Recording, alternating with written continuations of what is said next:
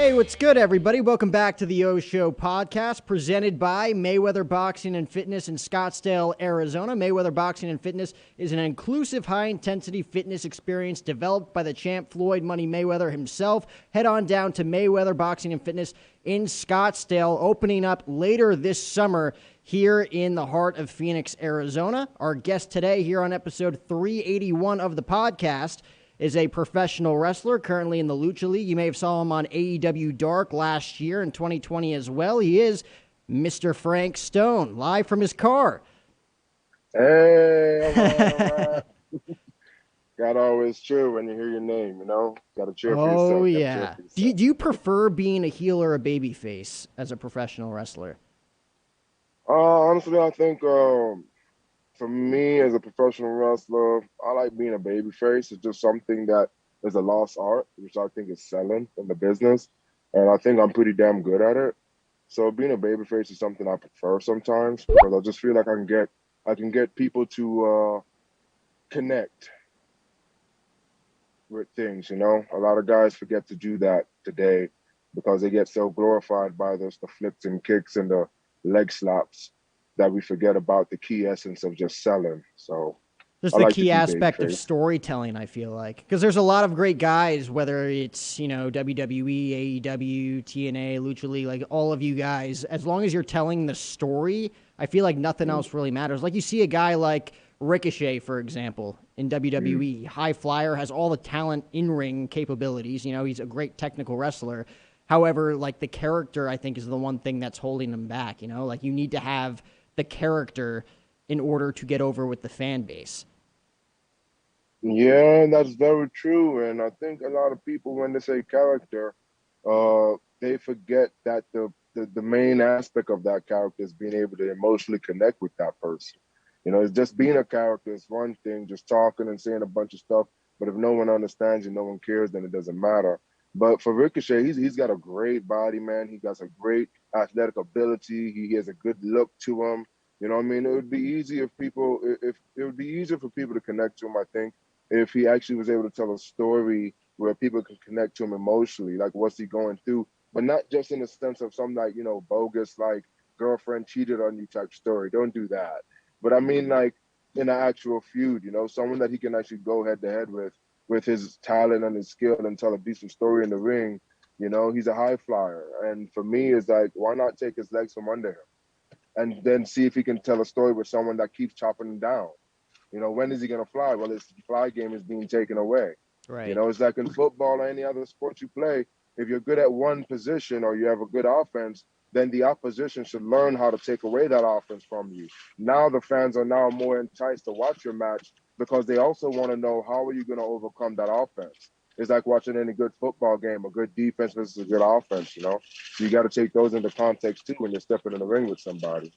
And you also got to be in there with someone who's as passionate about the storyline as you are, I feel like. Like, if you got him in the ring with a Roman Reigns or an Edge in WWE, like, those guys will elevate him higher and go out of their way to help him elevate higher, I feel like, as long as, they're free, because those are the top two guys, I feel like, at least on the SmackDown brand right now.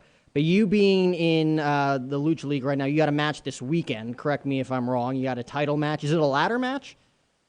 No, my match is not the ladder match. The ladder match is actually a tag team title match where they're actually going for the tag team titles. I guess there's a dispute between two tag teams that feel like they are the best in the entire city of El Paso. And I guess it became a free for all at the last minute that everybody wanted a shot at the title. So now it's almost like a four-way tag team ladder match. It's gonna be bonkers. It's bananas. Well, there's It's the card crazy. right there. Invasion. You're taking on Michael Darkhart there for the title.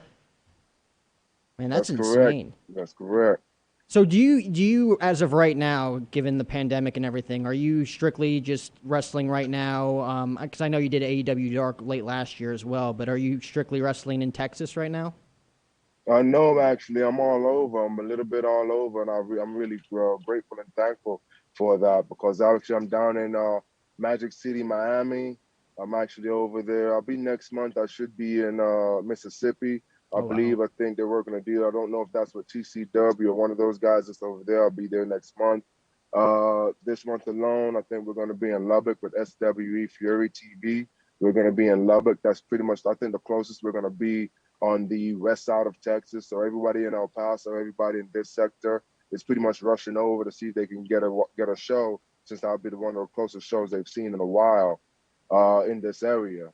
So I mean, I'm looking towards some big events actually. Really big. They have Magic City this weekend. Unfortunately, I won't be down there doing that one. I think there is called as Reefer Fest, I think, in Miami City. It's supposed to be a really big event they're going to be throwing. I was going to be wrestling on that card. I won't be there for that one. I had to come back and make sure I take care of some business stuff that's going on here in El Paso with Lucha League and the stuff that's coming, because Lucha League has just been blowing up in the city. It's been really good. A lot of people love the storylines. A lot of people are loving the diversity that we bring. We're not just doing lucha here. We're actually doing wrestling. We're actually telling stories. And that's something that hasn't been seen in El Paso wrestling scene for quite a while. I feel like you guys have a ton of creative freedom in doing what you want to do for your own specific storylines as well. And given that you're able to bounce around from like promotion to promotion, do you prefer that over, being locked into one promotion? And, because obviously the top guns of, AEW and WWE, like you're kind of locked in. There's, writers as well, but like you're able to tell your own storyline while you also get to jump from promotion to promotion. Yes, definitely. I mean, there is some creativity and freedom that's definitely allowed to you at this level, especially with the fact that I get a chance to go from different promotion. I do definitely get to play different angles that promotion would like, or different versions, I guess, of the same character in different ways that they would like to use him for whatever angle they have going on. But yeah, the freedom is basically getting a chance to see what different demographic of market really likes, what they like, and then putting it all together as one solid character. And I mean, if anything, if the money is always right and the big company wants you to play a particular character, I mean, hey, why not, right? Right. You're gonna get paid, so why not? But yeah, I mean, freedom, being able to go out there, feel the crowd, make a connection, get your own fan base, be true to what you are when you are in the ring and feel it naturally. Getting those spontaneous, out of nowhere, oh my gods and things are just something that you got to go in there and just feel for every single market. Every market's different. So yeah, it's pretty cool to be able to get that type of creativity and freedom. What's one of your more favorite cities to wrestle in? Because obviously everybody knows Philadelphia, big wrestling city, Chicago, one of the biggest as well. But what's your personal favorite to wrestle in? Uh, I'll say so far one of my favorite places I've actually wrestled. One of my favorite is wouldn't even be in the States. That's the funny part about it. One of my Really? favorite places to wrestle was actually DR. They had the Olympic Stadium, the old Olympic Stadium that wasn't used back in. I think they stopped using it back in 1960 something, and we got a chance to actually wrestle out of there. At the time, I was part of a tag team, and I think they had like some of the big names like Vader and Scott Hall and all these people come down to the show that I was very blessed and happy to be a part of. And that was the most craziest, livest, almost throwback to the 1960s, 1970s scene of wrestling that I ever got to experience, because the crowd, they were so hot about wrestling that it was 100% real to them. This wasn't play, come in and do a couple flips and a couple super kicks and walk out of here. This was, you punched our guy, we're all gonna kill you type wrestling crowd. Wow. So it was amazing to actually get that experience, and that was the funnest. That was the fun. Being escorted out of the building while they had the police up for us to get to the bus.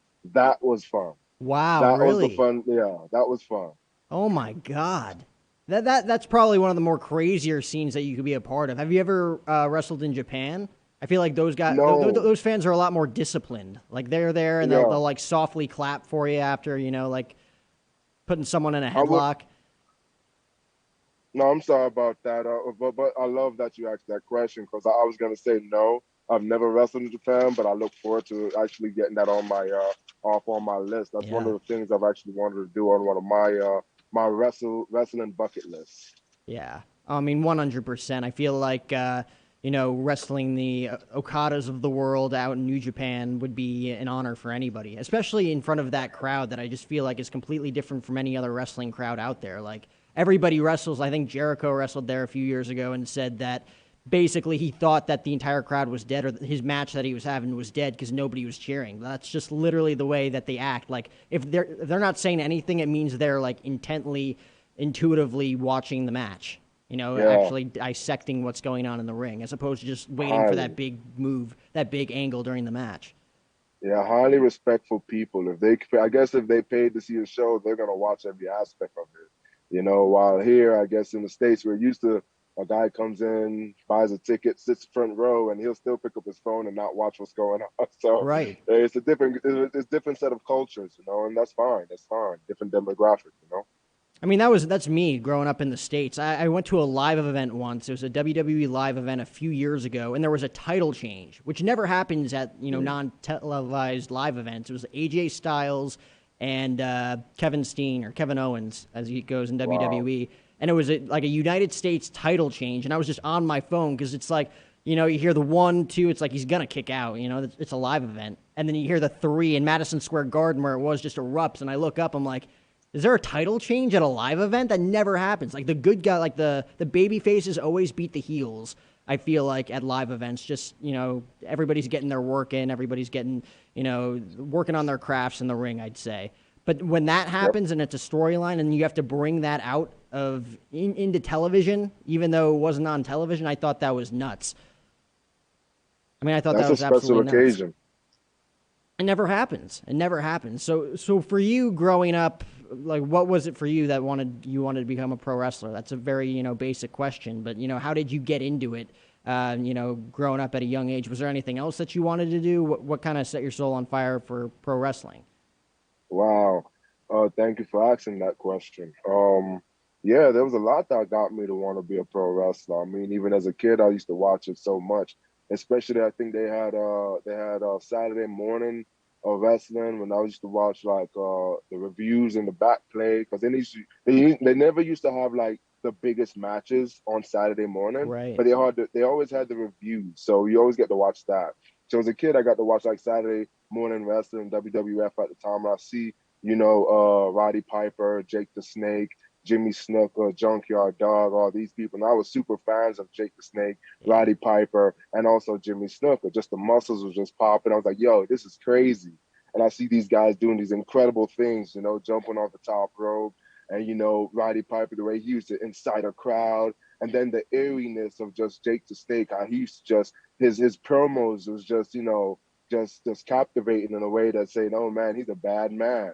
I used to love that as a kid. The storylines that I followed, and growing up, I didn't know that being a pro wrestler was actually a thing. I just thought that these guys were professional, wrestlers that was handpicked out of college or something Yeah. like that. I didn't know where they come from, just some weird out end places. So I used to do semi-pro football, and I think it was one of my last years there that I wanted to play football. And I know I was a good football player, but I wasn't like very passionate about it. It was just like something to do because, well, what else I was gonna do, right? Athlete all my life, been in high school, going into college, doing the amateur wrestling, stuff like that. So I was like, what else to do? At the time, I think my ex-wife at the time, she saw a video on Deco Drive that was in Florida because I was staying in Florida at the time. And she saw this commercial for Body Slam University. And it was not that far from us. So it was like, why don't we check it out? So I think we went down like a Wednesday or Tuesday. And I went in there, she talked to them, I talked to them, and I took my first few bumps ever, and I was hooked after that. It was like, give me more. Every time I took a bump, it was just more fuel, more fire. And I was like, I just couldn't deny it. It So was you like, were you okay, were let's do this. immediately hooked and passionate about it, as opposed to probably some other guys that are like, I want to do this, and then they get into the initial training and they're like, hell no.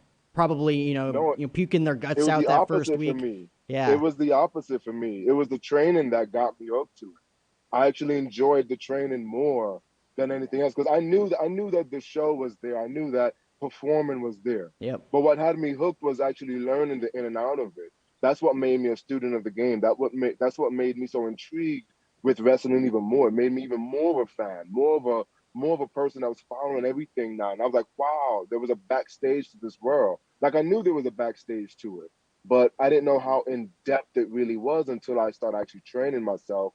And I was there, and I had people come in there. You saw these people that was on TV. You had guys that weren't on TV that was trainers up there. They were coming in and out of the school. They were training one day, gone the next, giving us advice. They were watching our matches. They were telling us we sucked. I mean, they were motivating the hell out of us, you know? We'd be in there like, you know I was in there for like, 6. We'd be in there 6 o'clock in the afternoon, and I wouldn't leave till 2 in the morning.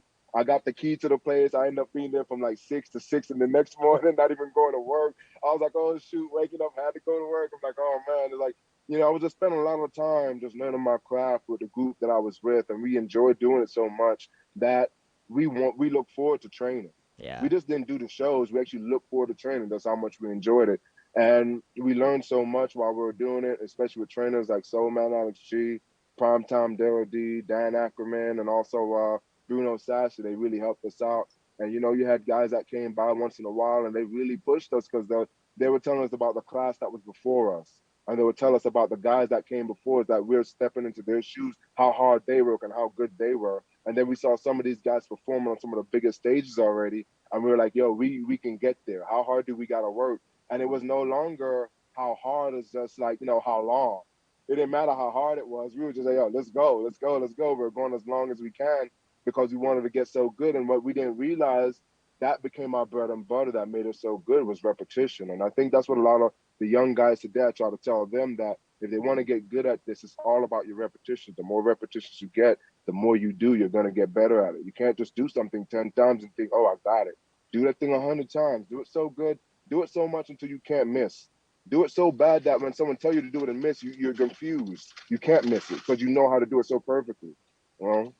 I mean, I feel like you guys built like a brotherhood almost training because you were all so hungry were so hungry to get to that next common goal of performing in front of live crowds and becoming professional wrestlers. Was your first developmental contract with WWE, or were you, performing somewhere else before then? Oh no. So when I went down there, I had got an opportunity. This is how that all went down. I got an opportunity to do an extra work with WWE. And that was actually about maybe 6 months, maybe about 6, maybe 7 months into my training when I first started back in 2007. And that was a beautiful opportunity because I've never been to the company, never ever been there before, always admired everything about it.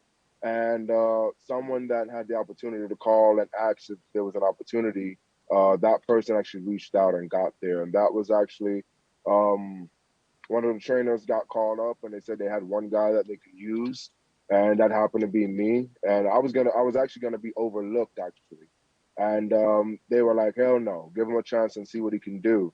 And I was very grateful for that opportunity alone. But basically, I got to go up there, and then they got to check me out. We was in the ring. I was a guy that pretty much said hi to everybody. I didn't know who you were, but I was just saying hi to everybody. And we got in the ring, we did a couple drills, and I started doing some amateur wrestling instead. I started doing like a state champ on the guy to pin him instead of just like a regular cover like everybody else. And that's when Dean Malenko and Jamie Noble, they pulled me aside and like, hey, come here. And they thought maybe I was part of FCW already. Mm-hmm. And I was like, no, I'm not part of the FCW. They're like, oh, shoot, okay, you're one of the indie guys. I was like, I didn't even know what an indie guy was because I was just in the business for like 6 months, 7 months. I knew what he was talking about, but I was like, I'm not an indie guy. I haven't wrestled my first match yet, but okay.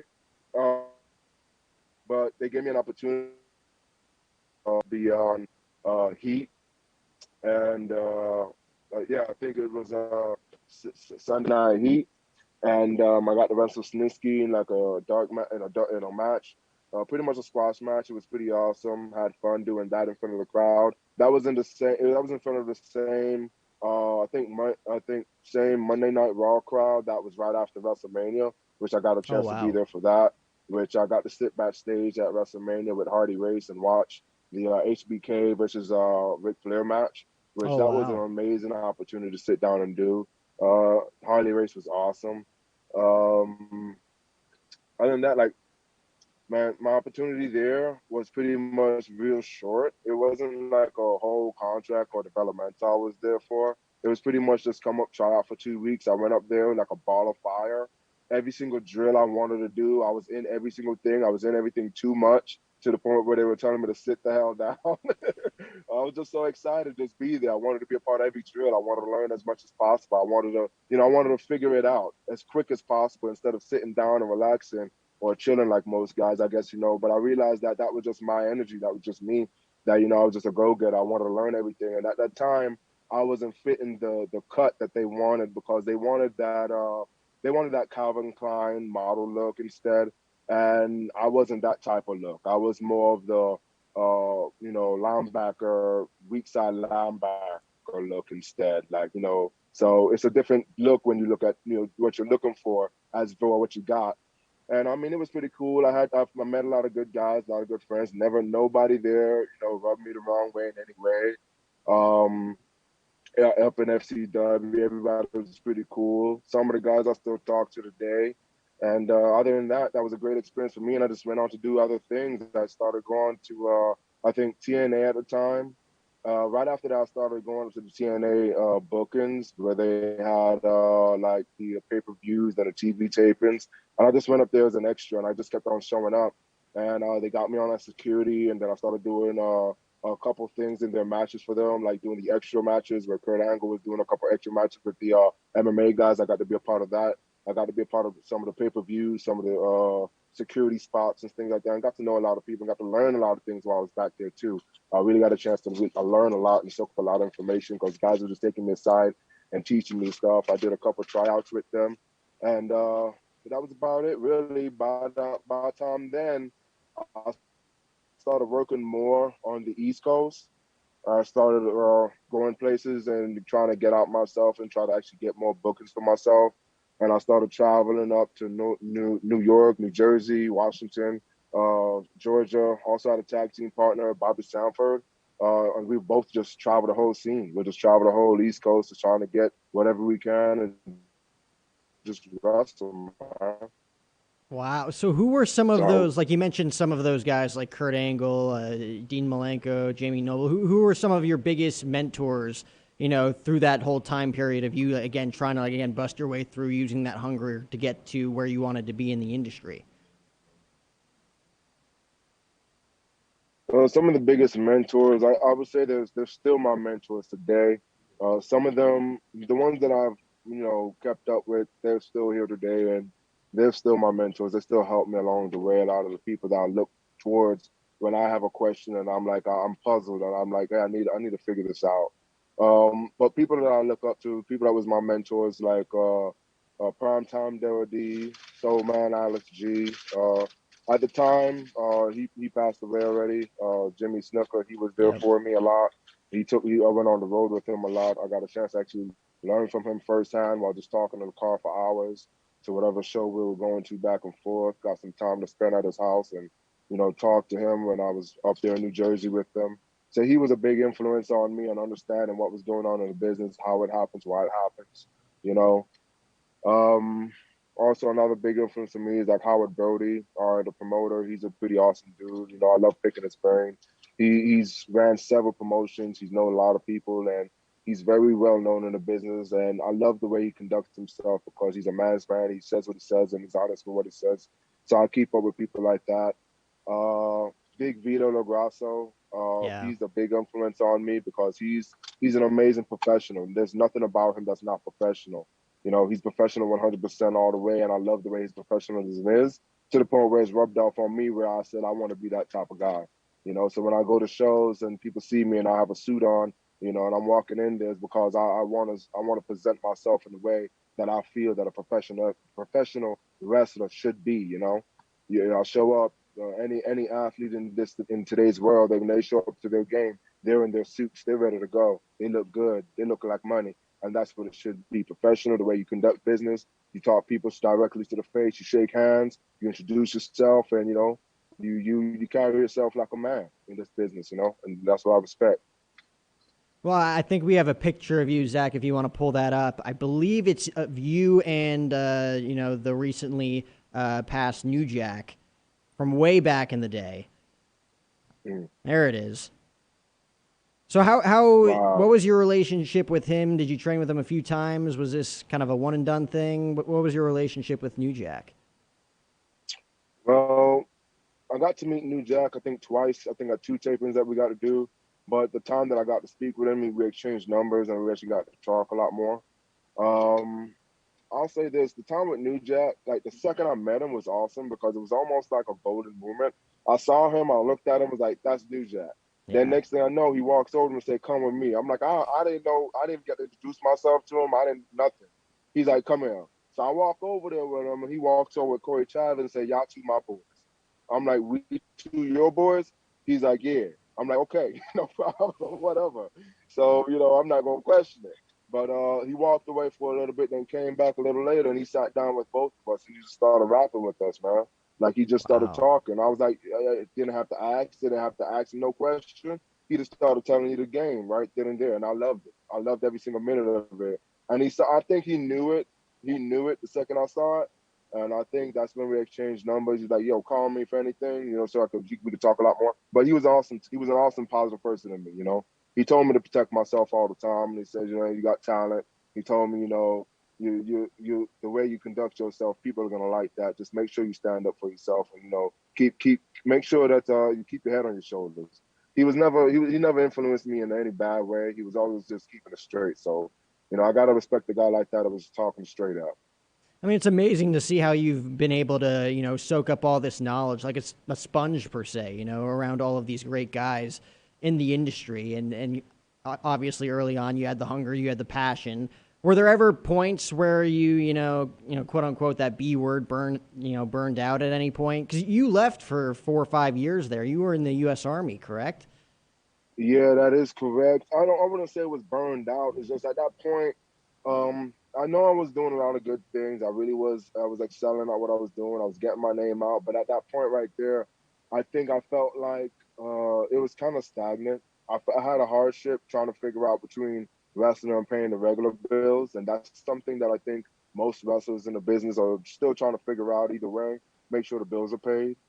And I think at that time, I wasn't really big on social media. I wasn't really big about the whole, platform of like, selling yourself on social media, how a lot of the guys are today, where pretty much you can influence so many people just by having a following. And that pretty much gets you booked in today's business, which is completely different from the business back then, what I was used to or grown up to understand that if you're a good worker and you know how to work, you're going to get booked. Just get yourself out there, get people to know your name, and they'll be calling you. It's a little different today. People now network through social media. So if you, let's say, you got 20,000 followers on social media, but you still don't know how to work a lick. Guess what? People are booking you just because you got a following. It's crazy in today's world.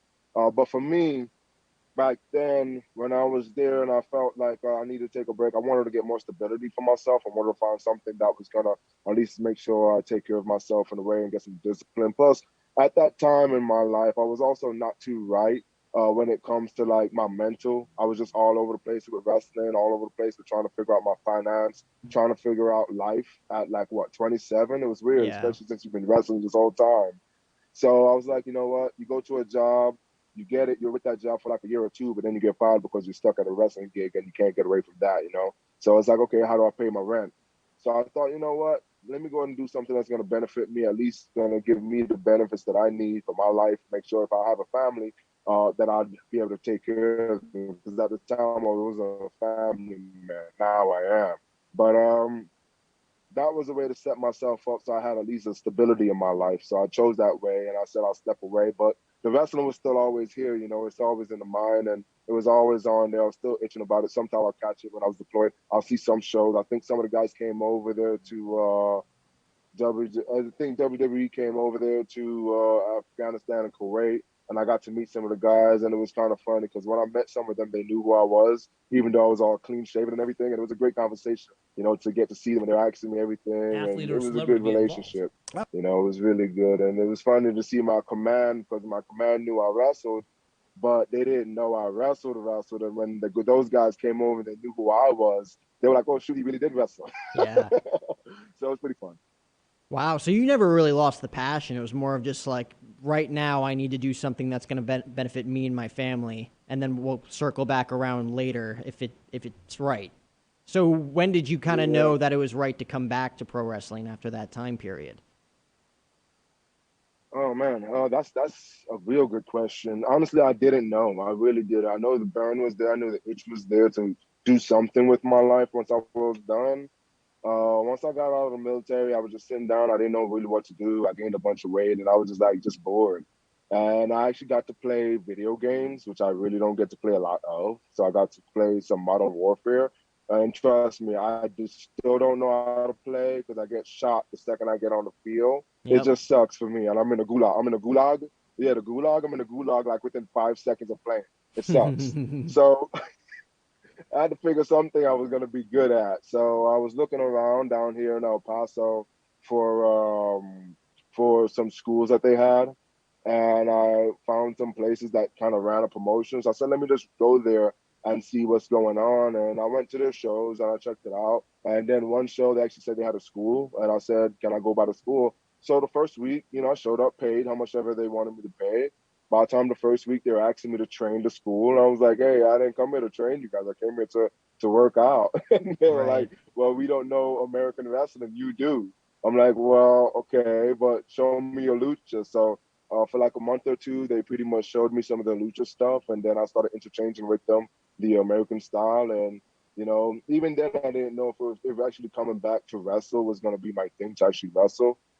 Um, I just didn't know the plane. I didn't know the field, how it was. I tried to watch some of the wrestling stuff that was going on now, and it wasn't much of a connection to it. I was just like, okay, well, I don't really know what's going on. I don't know who this guy is.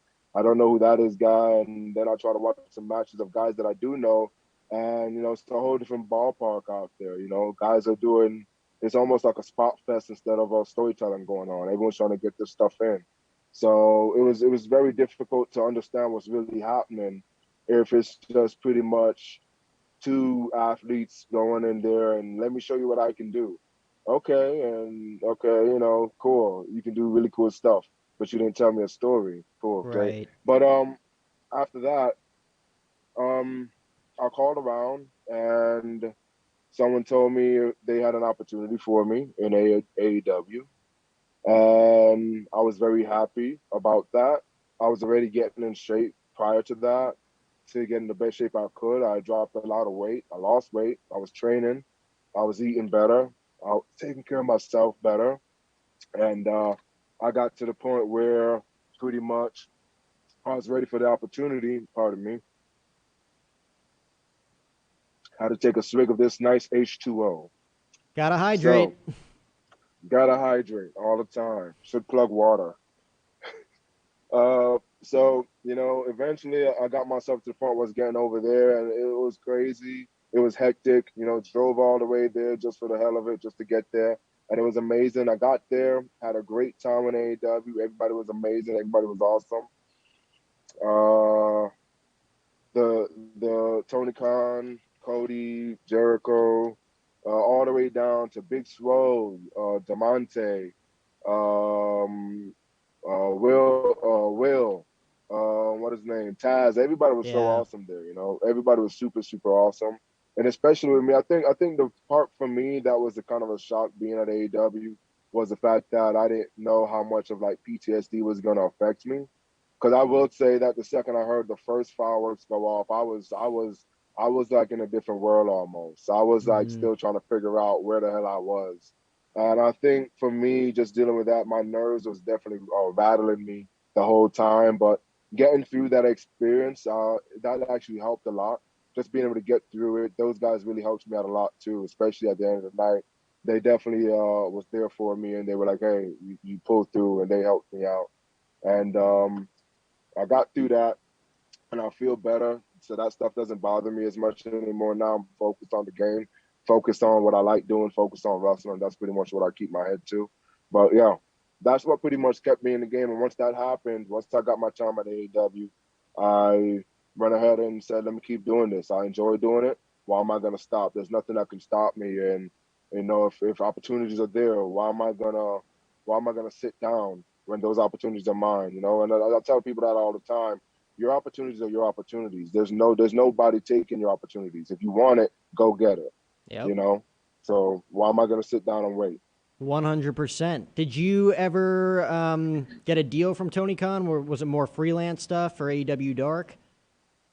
It was pretty much just the AEW dog, just freelance, no contract, nothing like that. Just came in one time deal, check it out, see how it was, see if there was a fit, see if there was an opportunity there. Like I said, what they're looking for, I love what they got, what they're looking for their fan base. Everybody has a different taste and everything, you know. Some people want chicken, some people want steak, some people want whatever they want.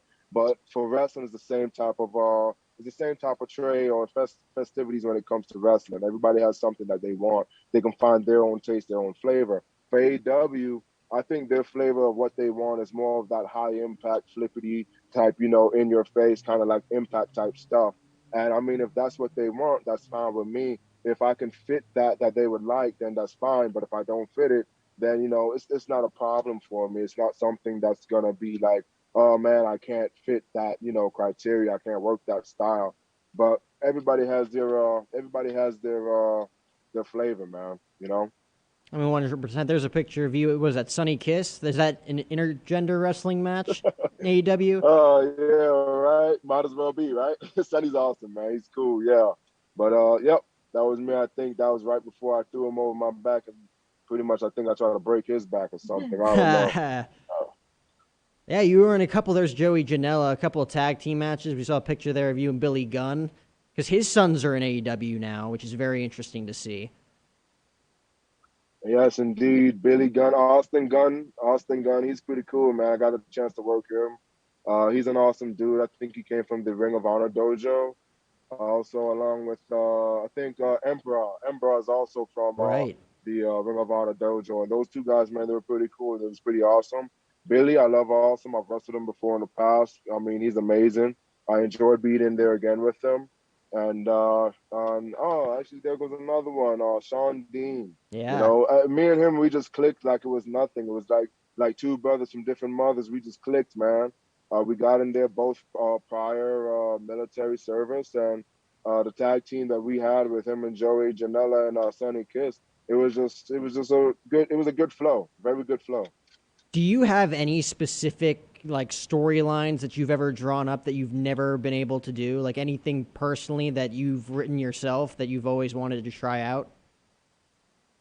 I've had a few. Like especially with AEW when I was first thinking about that one. I wanted to do this one character where I wanted to come in as like the real American Dream against Cody, Oh wow. because I was like, he's no longer the American Dream. I had a thought that maybe he's disconnected with America. They're America now. They're America today.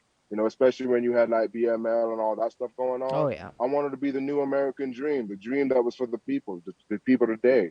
And I wanted to be against him and trying to destroy the whole Nightmare Factory and everything, like an antagonist to him, to where people would feel that if they liked the new American Dream because they connected to it, well, then that's another fan base. If they felt like, Dustin Rose and Cody Rose was the American Dream, true family, the Dream family, then they would go with them. But at least then you would have two different sides that would reflect America today, where you have the left and the right, and you had all that going on, where it could be a good storyline where I'm building my side and I'm building the new American Dream family we're people of different ethnics. We're people that's hardworking American. We're the Mexican. We're the Puerto Rican. We're the black. We're the Italian. We're the guys that have been busting our asses in America that doesn't get the recognition like how Dusty Rose was getting the recognition because his son is no longer a plumber's son. His son is rich. Right.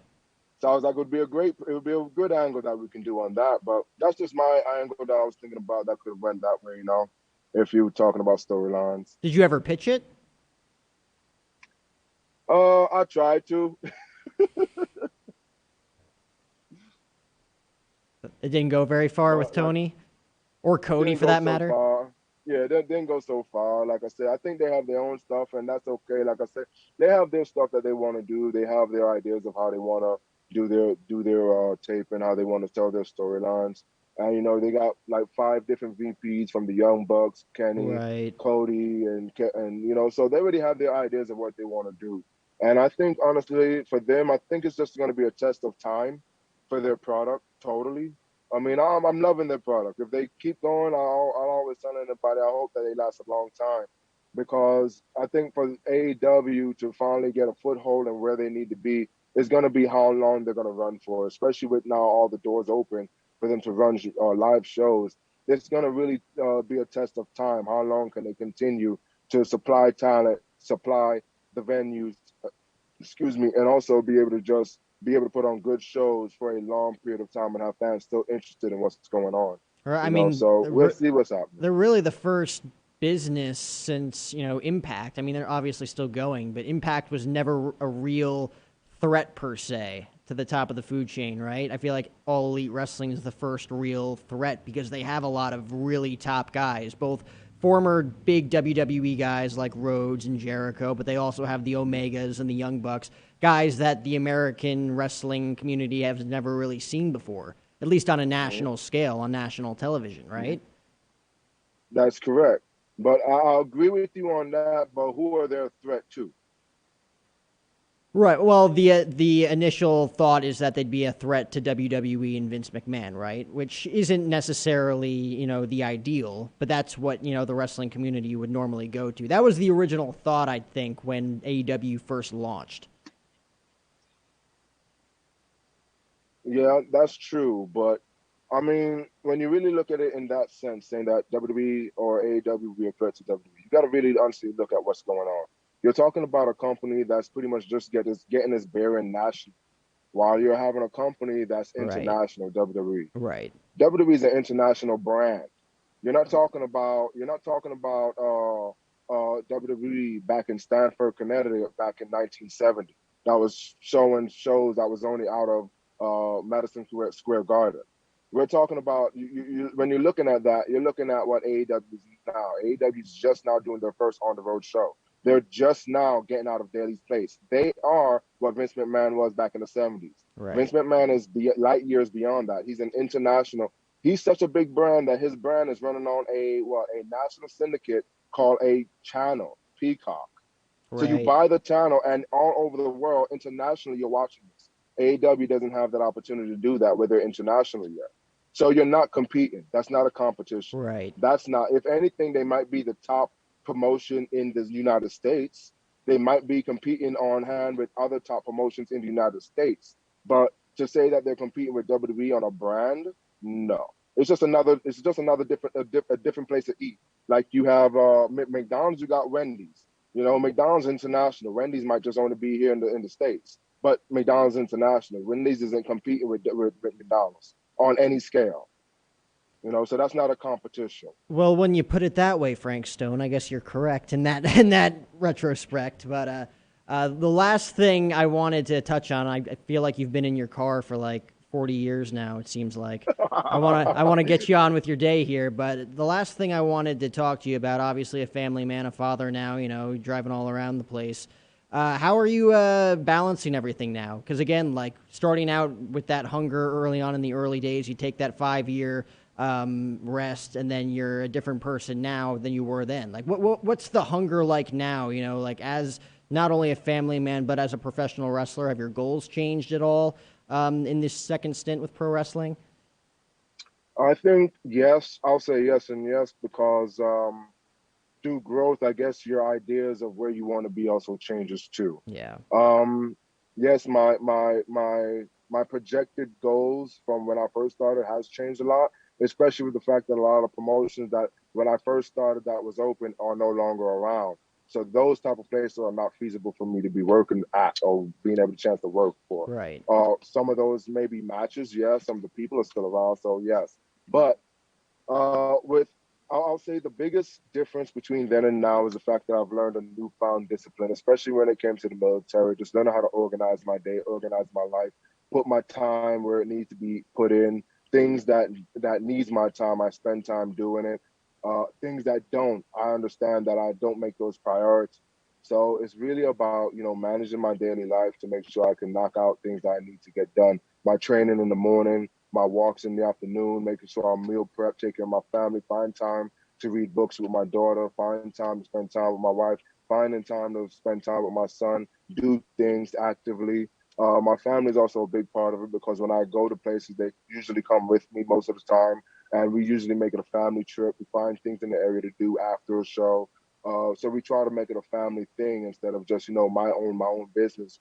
This business is so big, it's so amazing that if you do it the right way, your family will enjoy doing it with you. Or you can make it a single thing where you do it by yourself It's not like back in the day where there's a lot of kayfabe going on. Today, your family knows what you're doing, and if they understand what you're doing, they invest in what you're doing, and they see that you can go places doing what you're doing, then of course take them along on the drive. They might like to come to a couple shows too. They might want to see some of the things you're doing. And then when you go off by yourself, they know what you're doing. They have faith in you. And that's a little bit of prayer that you have back home for you while you're on the road, you know?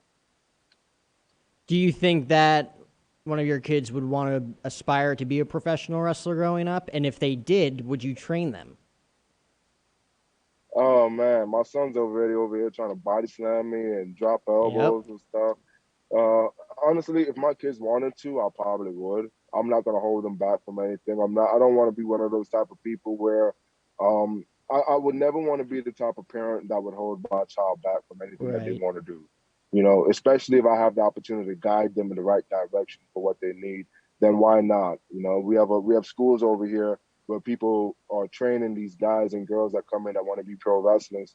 You know, how foolish would it be to me that I sit over here and help guys and train guys, and I'm learning every day too. But how foolish would it be of me to help some other person learn how to do the thing right and get it done right, and I wouldn't help my own blood, my own family, you know? So of course, if my kids wanted to be pro wrestlers, it would be completely on them. They would definitely have to make sure they got good grades and learn some studies and get their degrees. But yeah, if they wanted to, definitely, definitely.